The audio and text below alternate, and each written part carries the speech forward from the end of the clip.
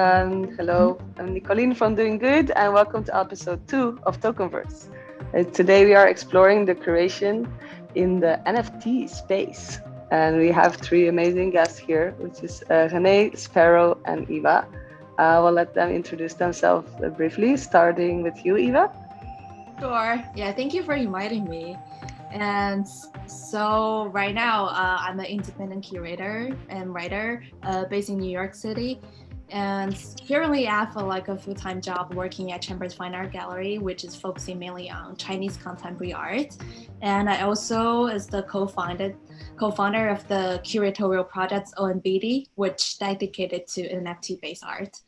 So because before I have some let's say traditional art industry experience, like working in the art fairs, auction house, and galleries, and also because I was in California for 4 years, and all of my friends who are not in the art industry talked to me about blockchain 3 to 4 years ago. Everybody talking about that, and technology, VR, AR, artificial intelligence, and make me interested in this area as well. So, and we have been talking and to see whether there's a way to collaborate together, how to me myself, I really interested in technology, how the technology can work in the art industry, because before the pandemic especially, the art world is kind of very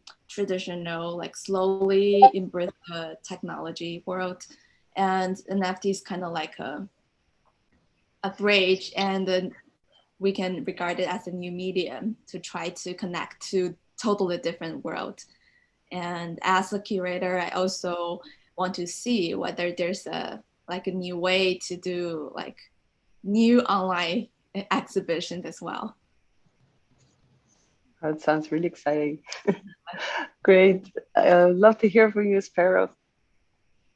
Yeah, it's wonderful to be here. So thanks so much for organizing this. It's a great series and you guys putting this together is filling a gap, I think, in the NFT space, because we don't tend to have enough conversations about the art. So thank you. I've been in the crypto art space since about 2018, when I first started looking at blockchain as an artist, trying to solve the provenance problem. I was trying to find a solution. There still really isn't a good solution. However, I got interested in the technology and involved in the community, and stuck around, really. My day job is as a software engineer, so this allowed me to sort of merge those two areas in some respects, and I haven't looked back. I'm always looking forward. It's great, thank you, and great to have you here. Renee? Yeah, sure.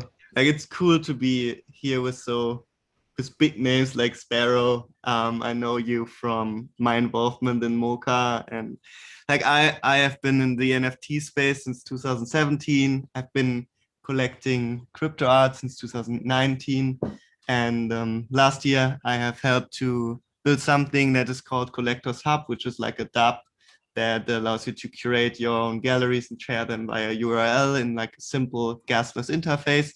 And then I met Corbon and his team, and we teamed up this year to transition MoCA, the Museum of Crypto Art, in a community governed vehicle that is going to be I think it already is, we launched our token 2 weeks ago, and I'm the tech lead. Thank you.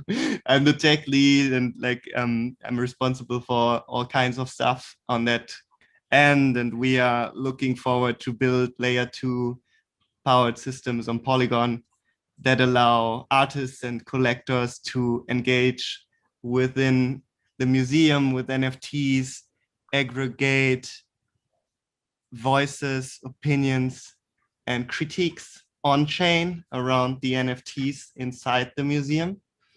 And yeah, that's what I'm super excited about and focus most or dedicate most of my energy towards these days. Oh, that sounds amazing. And congratulations on launching the token. Now the Thank fun you. begins. Yeah. This is amazing. Yeah, I don't know, but I would love to hear from you guys. For what do you think that NFT means for the future of curation and galleries and collectives? I know you've already been part of building this future here, but what are your visions like in the next coming years? What do you see happening? I don't know where to start. Let's start with maybe I just expand a bit on what I just said to like keep the flow. So what I really look forward to is aggregating and including the voices of the community inside the museum experience. So what we can do at Mocha, what we are building at Mocha is like requiring a small amount of Mocha tokens and then allowing the people to comment on chain around art, limiting the output, which is something that has been problematic in social media before because everybody's just spamming to get more followers and like shoot out enough comments to like in the end make everything you output pretty much valueless. And like our idea is to limit the amount of actions that you can take if it's either likes or comments and aggregate meaningful information around the NFTs, around the crypto art that is curated into the museum, and ensure like that these voices that have been gathered by the community are always shipped alongside with the art when it comes to exhibiting those in real and virtual venues. So it becomes part of the artwork, actually. It's like an evolution or expansion of the art because it is the community that curated, but also they add their voices and their comments on top, not on top, but around it, maybe better to say. Yeah, exactly. Layering information around the creation of the artist and maybe like even like having entire discussions on chain immutably happening so that these actions cannot be erased from history. I think that's very important, as so many have in the past have like tried and will always try to alter the history of certain things. And I think art has always been a vehicle to transport history, and at its core it can be a fundamental change, having all of the creations as well as like the discussions immutably on chain and ensuring that this, so like provenance alongside of that gets recognized in combination with ownership and all these things in this new ecosystem. Yeah, because I mean the arts in itself, like a lot of the times it's really like in the moment and context of that time, right? So especially with the memes coming up now, I mean that is like a unique moment in time and it needs to be seen in the context that it was proposed, right? So without the context, you actually are kind of undressing the artwork from its the full impact that it had when it launched, right? Okay, yeah, this is amazing. I really love to see that. What do you think, Eva? Like, what is your take on this future development? I mean, like for me, I'm definitely more familiar with the traditional art world, like perspectives, and like as we might know that before the pandemic, everybody's crazy about art fairs, and like all the galleries fly around the world, and that's why like people really care about the foot traffic. No matter like the gallery, like the local gallery or the museums, auction house, they always follow this like the art fair schedule to plan out their exhibitions or whatever. And just because the pandemic's kind of like accelerating the art world's adoption of technology in general, and that's why last year, like everybody opened their online viewing rooms, and everybody's trying to figure out a better way to showcase the artworks online. And also that's when the NFT, like the metaverse, coming. And I think why like the NFT online curation is more like very important is because it can generate a two-way conversation between the audience and the, let's say, museum or the curator or the artist. Because before, like, the audience is always somebody to receive all the information, and they cannot involve. And although they can build their personal bonds with the artwork, but there's no place for them to say it or to let the artist know or let the curator know that how they love the work, or how they want to like talk with the artist, where they want to talk with each other to share their experience or share their opinion of the artworks. So that's what I think. It's very exciting. So it's really about the connection between the buyer, the collector, and the creator. So yeah, it's kind of changed the relationship between like different roles in the art world in general, I think.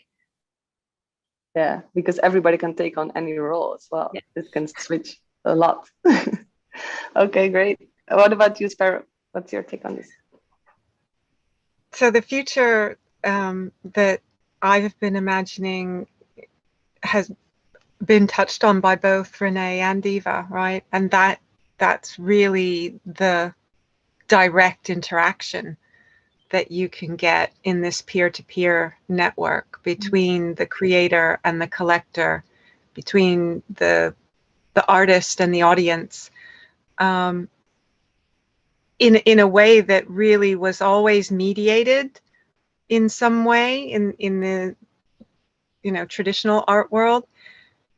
And now you can really have an ongoing interaction, right? Because sites like Async Art allow you to sell your work and have an ongoing conversation with the collector when they change the layer state, or you can change the layer state in the async work, and then the collector can respond to that change. And it's an ongoing conversation that really means you have long-term relationships. It isn't just a one-off transaction. Someone's bought your work and then that's it anymore. And so I'm hoping that the technology behind NFTs will allow us to find new ways of exploring that ongoing connection, keep conversations going. And what do you think, like the role of the curation, the role of the galleries, how would that change then as well? Because the connections will be different. Would the curation be more like an orchestra, or more like a producer, or like I don't know. What do you think about this? So I think curation is really valuable, but it's probably most valuable in putting pieces into context. So interpreting that conversation, and that's probably most important before the sale of the artwork. I can see, for wider audiences, it can be useful for educational purposes, like with MoCA, their collection, and educating people about that collection. But I think there's a crucial role before an artwork is sold, where a curator can actually help collectors understand the significance of a piece and how it fits into the context overall. And that it still builds relationships. It's still about connecting and making those connections between the artwork and its audience, between the artist and collector. It's all about connections. Oh, I love that. And also, Eva, like for example, with the auction houses, I mean, we've seen so many different sales modes popping up since artists are taking their I mean, they're putting all their creativity not just in the artwork, but also in the way that they can sell and combine, and I mean, how they can actually put that out there. How, and you coming from like more traditional auction house, knowing that reality, and now you see the NFT world going crazy with this. What do you think that is happening, or what can happen in that sense? You mean like in the traditional art world, like the auction house?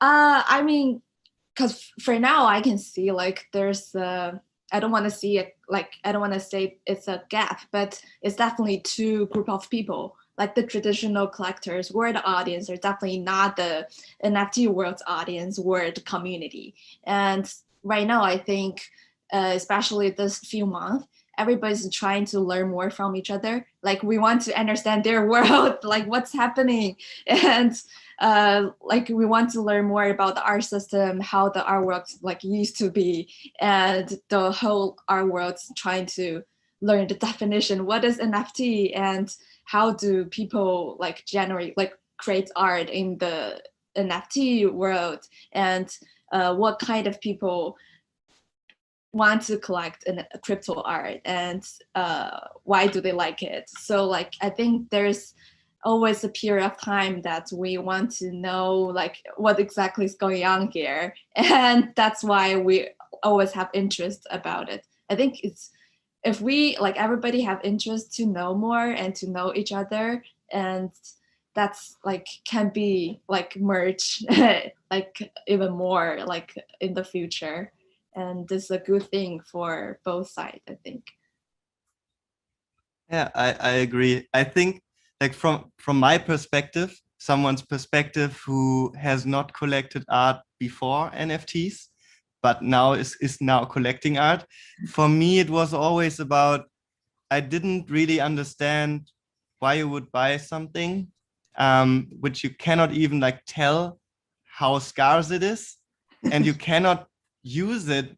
Like it has no utility. You can have like places either in your home where then only you can enjoy it, or you can like have it like in some, for tax reasons or stuff at some airport in a vault. Like what is the sense behind this? And then now I absolutely, as like a digital kid who grew up in the internet, I instantly recognized and realized like, okay, it's absolutely clear how many of these exist. It's absolutely clear that this is like maybe the first or second or third art piece ever created on chain by that artist. I can use it inside my metaverse plots that I have, like my virtual land, my virtual apartments, where I can invite friends from all over the world and can share it transparently. Everybody can copy it and use it as their desktop wallpaper. Like, I don't care about that. Like, I understand that only I own this piece, for example, but everybody else can access it. And like, I never got the idea of the traditional art space, why you would buy something to keep it for yourself. And now this crypto art space enables the exact opposite, and enables you to have all these discussions and borderless relationships, and like borderless peer-to-peer opportunity to directly support the artist that you have built in relationship with. And that's the beautiful part of crypto art, in my opinion. I love it. Like it's really about the connections, and I think that what is touched upon as well is like that is also the role of the curation this moment, right? I mean, you have the network and the relations that you have, and try to optimize that and make everybody shine and display and feel good about it. That's great. Twitter is so noisy, right? And Twitter's where most of the marketing happens. But it's so noisy that there needs to be some kind of filter. There needs to be some kind of way of discovering. And I mean, just as an example, we've started collecting works on Hic Nunc, right? The Tezos platform. And it's completely uncurated, right? It's completely open. Anybody can go and tokenize. And so the way we've found to discover art that we would want to collect is to go to someone's account that we know and look at what they have collected. So effectively, individuals' personal collections become the curation mechanism, right? And if you scale that out, you actually have, true peer-to-peer, everyone's a curator. Some people are better curators than others. And some people have a background in expertise in curation, which should make them the better curators, right? And it will just be identifying those people whose tastes align with your tastes. Yeah. And then they're the curator for you. And there's so many tastes. So what we're doing at DoinGud is really create like these communities inside the communities. So because who is anyone to say what is good, what is not? There is just different tastes and different audiences.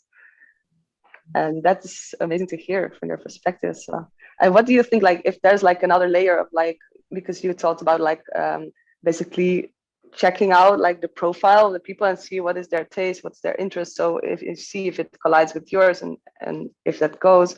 And what do you think that like the role of like, for example, the social impact that you create, if that would be part of your like reputation, how do you think that could influence like curation mechanisms or galleries? I mean, look at all of the artists that went to Hiket Nunk because of the clean NFT hashtag, right? And not wanting to tokenize on a proof of work blockchain.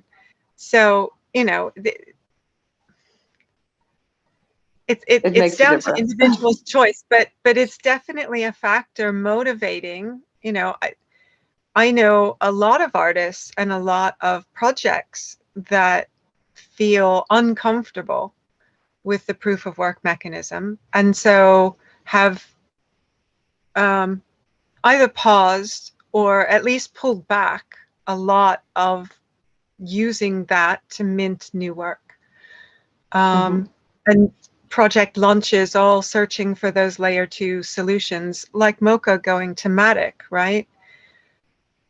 It makes sense because we don't want to have our own actions have those negative impacts, however much or small they may be.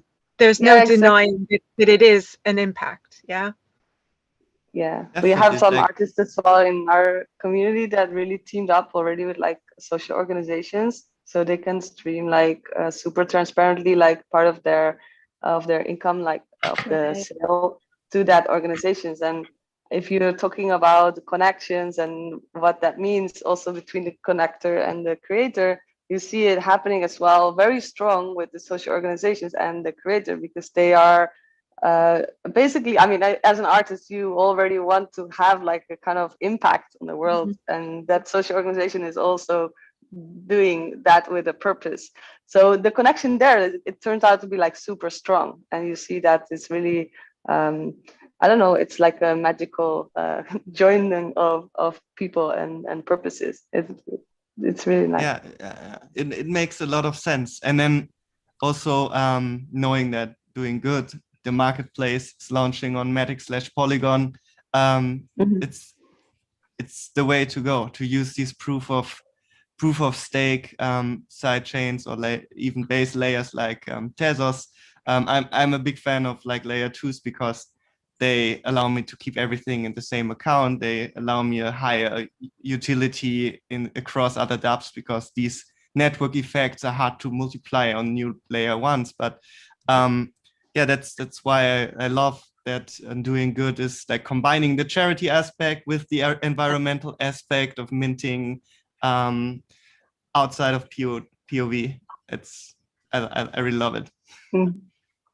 I mean, the good news is that it's such a hot topic, and everybody's searching for solutions. So and that's the amazing thing about it. So I'm sure that I mean, the solutions will speed up like rapidly because everybody is worried about it and trying to, I mean, technology goes so fast.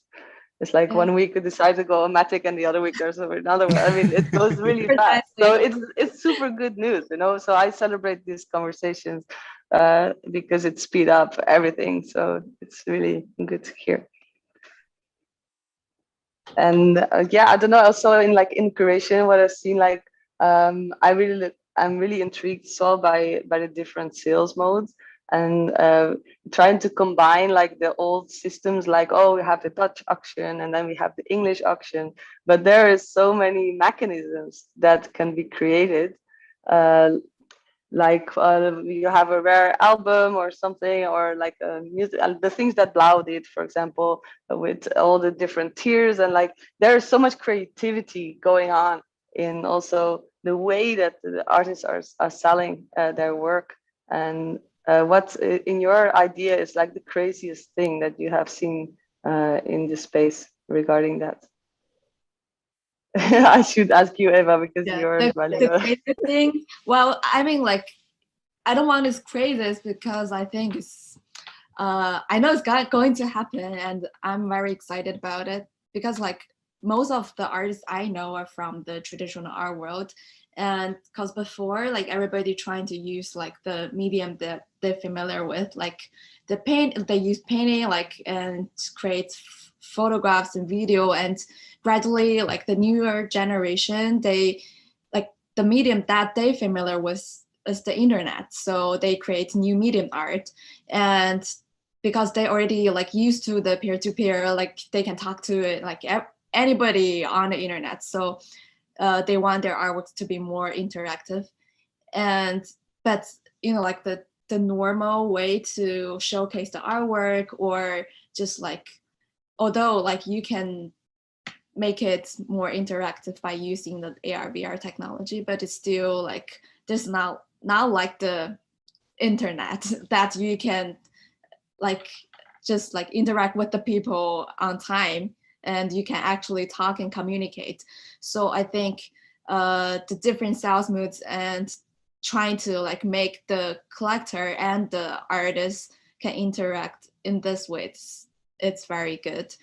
And as all of you have said, this is ongoing communications. It's good for the artists that they know who's their audience, like why they like your work, and for the audience, they want to know who's this person. Although it could be anonymous, it doesn't need to know their identity, but they want to talk with them. They want to interact with them, and this is what they already like familiar with and they used to be.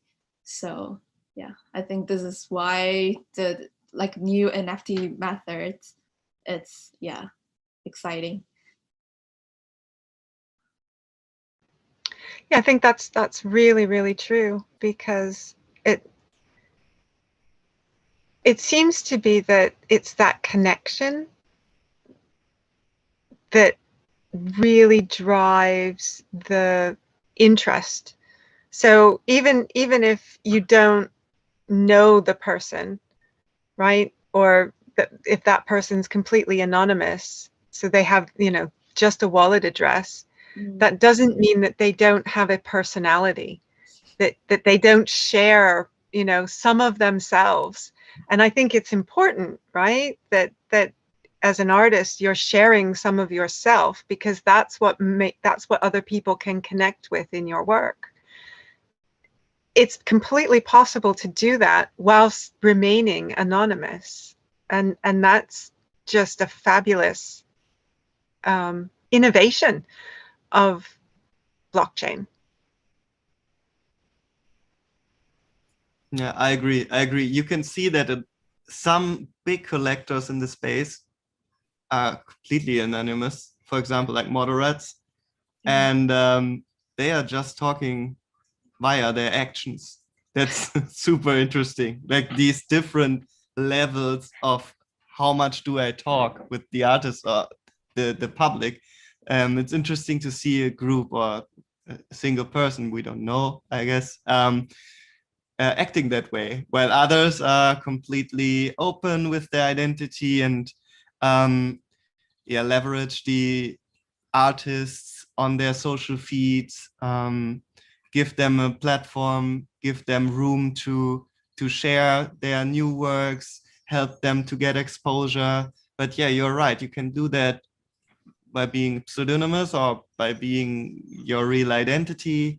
And I guess everybody should have the choice how they want to do it. And crypto art gives them the opportunity to choose each of these different ways to approach it. While I guess the real world, it's hard to do it pseudonymous and bid in real auction houses without revealing your identity. Yeah, absolutely. Yeah, there's no way to like sneak in the auction house under your invisible cloak and start bidding on things. Maybe that's, I'm sure you see that as well, René, in all the comments and the conversations that go around that. If people can still stay anonymously, the conversation would definitely be a lot different than if you would be accountable for it, or I mean, even celebrated for it, or that, you know, I mean, if you can do it anonymously, it's a different conversation, it's different comments, right? And different decisions in the end, I guess. So this is very interesting. I really love that, like the art world now found like real medium to really expand on this experience of the between that connection with all these different layers that you can build inside the NFT with the unlockable content, the thing that just unlocks one NFT if you have 5 together, or you have it spread out among people, and just if they're all sold, they unlock, and with all these different layers. And even thinking about mutable NFTs that can grow over time. And like, I feel that we are really just in the beginning of the exploration of how this medium can be used and how we can build that experience between the different parties. And it's, I mean, for us, it's like really, really exciting. And I think like one thing that I can maybe add is, last year, I've like started the tokenized identity. I mean, people know that I started it because I announced it, but it's now like managed by a group of people, by a crew that can do different things. And you can basically scale out your human time via this tokenized identity, because I don't always have to be myself while talking with it on Twitter or something. And then having like this tokenized identity, which resolves around like an NFT, a 3D avatar NFT, which also collects art and curates art inside a virtual world. Like, you can really spin narrative and like push the boundaries of what's possible, what's real, what's not real. I mean, in the end, everything is real, but what is like inside our plane of reality, or what happens inside the metaverse? It's super exciting to forge like also relationships that I only have like with this tokenized avatar, where I sometimes see a conversation like continued by one of my friends who's in the crew with an artist that I've connected, and I jump in and see, oh yeah, they talked about this and that. It's totally different. So you kind of create more identities of yourselves and expressions of that. It becomes an organism in itself, maybe, in a way. Yeah, you can do that. Like, I have been like on a panel with like the CEO of Animoca Brands already with that identity, talking about NFTs. That's great. You can do what you want to do. That's how I mean, it goes. ultimately, it's really liberating, right? Because it means that we're no longer constrained by the laws of physics, right? I mean, I'm me, and I'm always going to be me, and I can authentically be me or different facets of me online. It really means that you can explore and test your own limits in a way that just isn't possible in the physical world. And I think for artists, that's really exciting, because we like to play, we like to test, we like to experiment and push boundaries. Mm-hmm. And you think that the NFT as a medium kind of like confirms that uniqueness of it, right? Even if it's different aspects of your own identity. Yes, I mean, I think you're absolutely right. We have not even begun to see all of the possibilities that there will be with NFTs. And anything, I think, that continues that connection and that relationship over time, and the experience of the NFT in different ways over time is going to be a use case that really captures imaginations and really captures people's willpower, captures their desire to do something with the blockchain as a medium rather than just as a delivery mechanism. Oh, that's amazing. I have one question that is like, if you have a question for each other, specifically. So Eva, if you have a question for Sparrow or Renee or Andy, or the other ways around. Well, I kind of have a more general question for the MoCA, for the museum. So what do you think is the biggest difference between the crypto art online museum and the physical offline museum?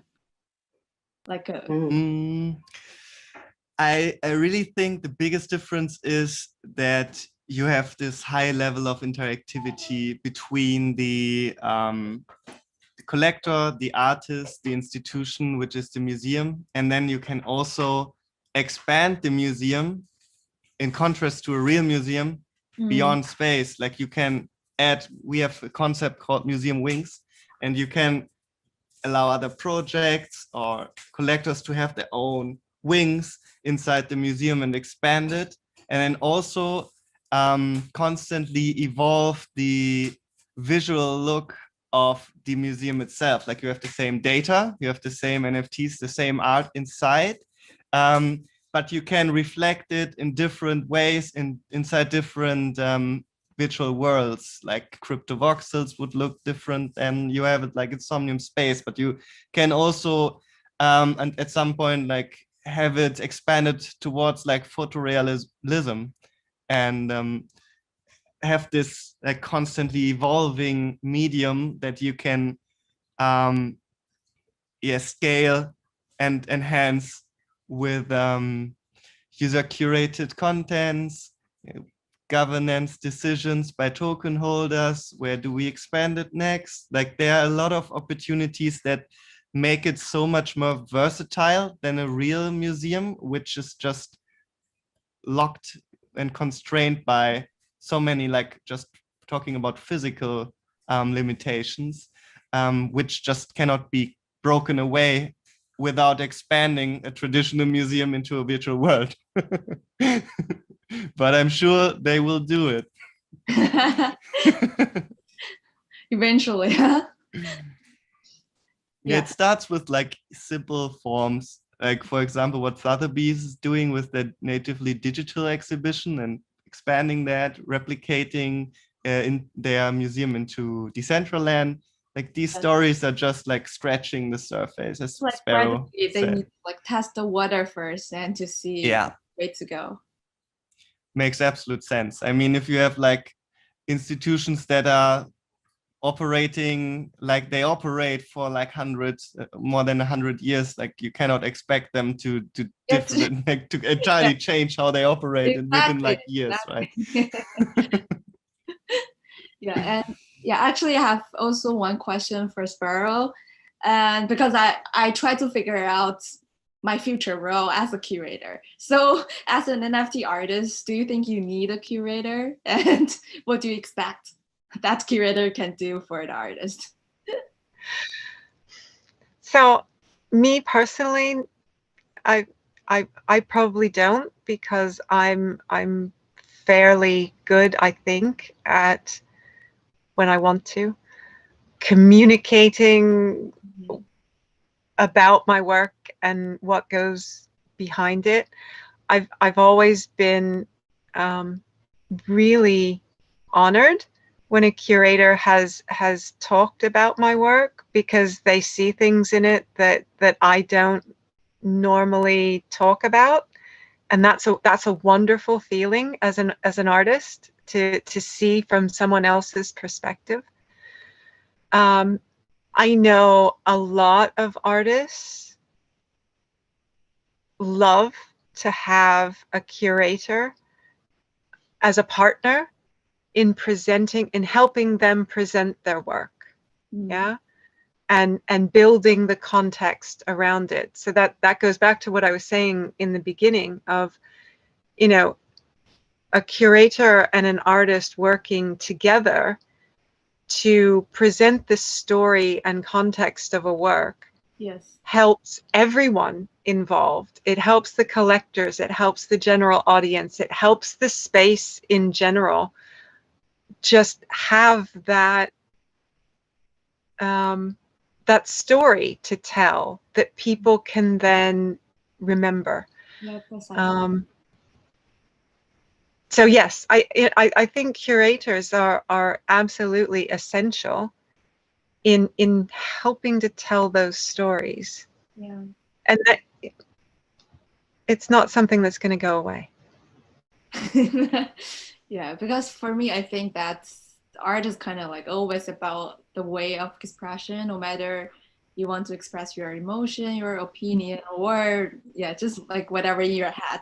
And curator is more like a third person to try to like translate the message from the artist or from the artwork to the like a general public audiences. Yeah, because sometimes yeah, the artist from the like the personal or like the first perspective, and the curator could be a bridge and translator to somehow to attract more people to look at the work and to reach complete different audiences that maybe as an artist you had never thought about. Yeah That's amazing. Sparrow, do you have some questions that you'd like to ask? I think just a general question probably for all of you, and that's the role of education. How do we educate people about blockchain in general and about crypto art in particular? How do we help people make that leap that we've made? We are still very, very early. There's probably 7 billion more people out there that need to come on this journey with us. How do we approach that? And what role does education play in platforms, in museums, and in curation, I guess? That's an excellent question. I mean, I think with NFT being connected to art right now, at least for now, I think this is already so much more approachable for a lot of people to get inside the crypto mentality and understanding than it was for money. Is to say, like, people have a higher boundary with money to understand these concepts, and with art, it opens up a lot of people that can imagine how these mechanisms work and why they were designed in the first place through another entry point. So for me, I'm like really, really happy to see that the NFT space took off so much versus like the cryptocurrency that stayed a lot in the tech talk or in the, I mean, it's like a financial vocabulary that is not accessible for a lot of people, even in like in the banking and stuff. And now with the art world, people can start to imagine more what it is. So I think that's the first step. And I'd love to hear from you guys as well, like how we can do that education towards that. I think like what you said is absolutely right. And the concept of financial products is so complex in itself that people didn't understand it. They don't understand DeFi. for example, they need to understand it, of course, it needs to be taught, and they need to be educated in that sense. And we try to do that at Mocha to open up new possibilities for artists, to make them more independent financially, to give them, to explain tools, especially on layer 2, where the gas fees are so low that you can even like get hands-on to try it yourself for like a couple of dollars instead of hundreds of dollars and failed transactions, and you lose a lot of money, and it's only the playground for people who already have a lot of money that they can spend playing and learning. But yeah, I guess these layer 2 systems are exactly where it needs to go. And yeah, as you said, like the concepts of NFTs are so much easier to grasp. For example, in 2019, we created a project called POAP, the Proof of Attendance Protocol. Like I had helped friends to build this at the hackathon in East Denver, and Patricio, who is like in charge of the project, he is doing such a good job navigating and steering it towards the mainstream, because right now you don't need to even like have money in your address. You just need an Ethereum account, and then you can claim your badges and have like a provenance record of yourself being at events or attended meetups, or like proving that you have probably obtained some knowledge at an ETH global hackathon. Like these kinds of things make it so much more accessible. And I hope that NFTs can bridge into DeFi, and DeFi allows people to get financially independent. Yeah. I also have like a question for Eva, if that's the right time. Yeah.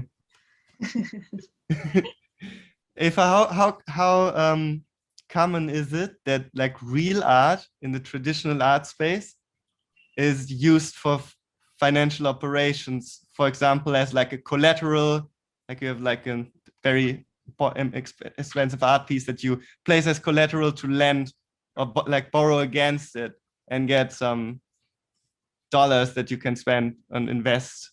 Is this something that is common, or are we exploring this in NFTs/DeFi on scale for the first time? Definitely not the first time, but it's more normal in the NFT world.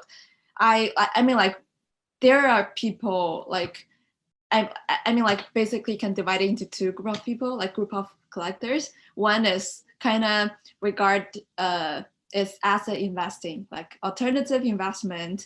They like the artwork, they can see the value behind it, but they also can tell that like the monetary value gonna goes up as well, and there's nothing wrong with it. And also there's another like group of collectors, they only like want to know the like historical importance or like the artistic value.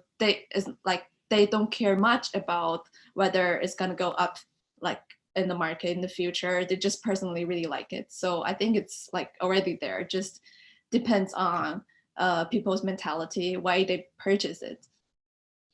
That's cool, because like once artists understand that if they have like a value in the market with their, let's say, unique art pieces with a certain look, like algorithms will analyze a piece that you create just now and mint it, and then you can instantly borrow a credit line against it by yourselves without even selling your own art.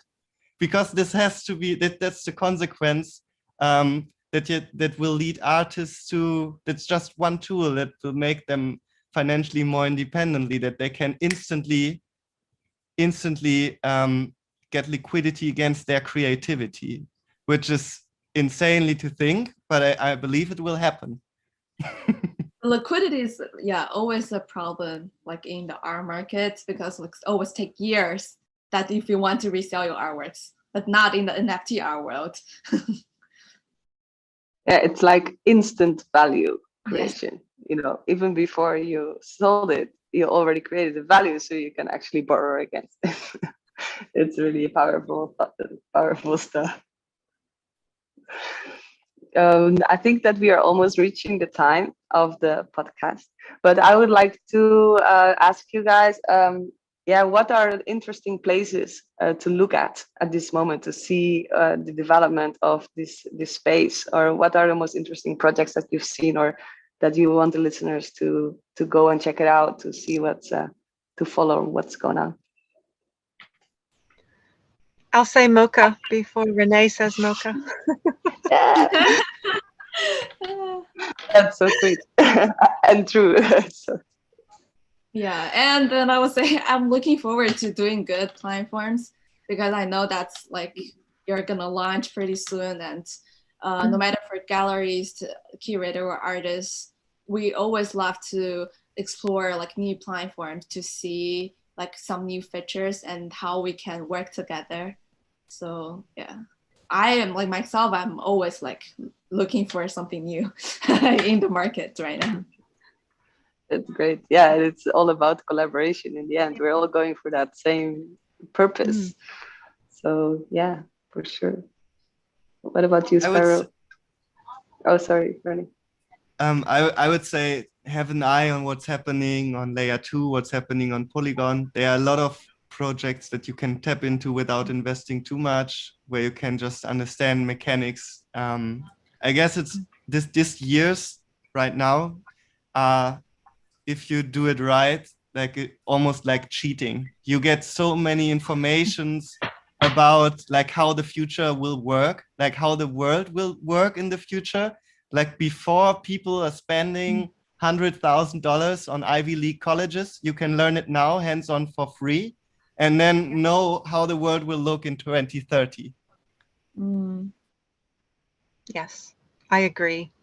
We are because we're here building the future. Yeah.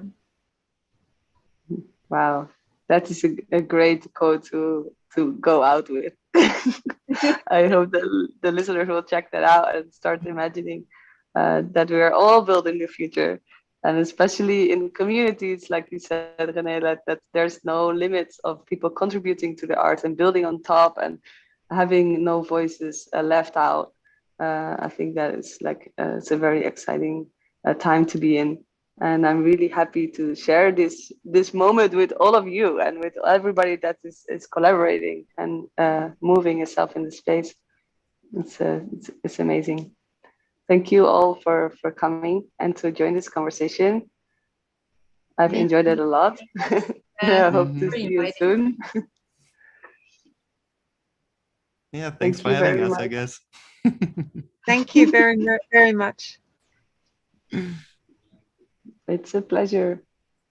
And thank you all for listening to this episode 2 of Tokenverse, where we were exploring the curation in an NFT space. Please follow up. I will share the links from all the speakers and from all the things that are mentioned with the podcast, so you can follow up on it. Thank you, everyone, for being here. It's been amazing and an honor, and I talk to you soon. Okay. Soon. Thank you, everyone.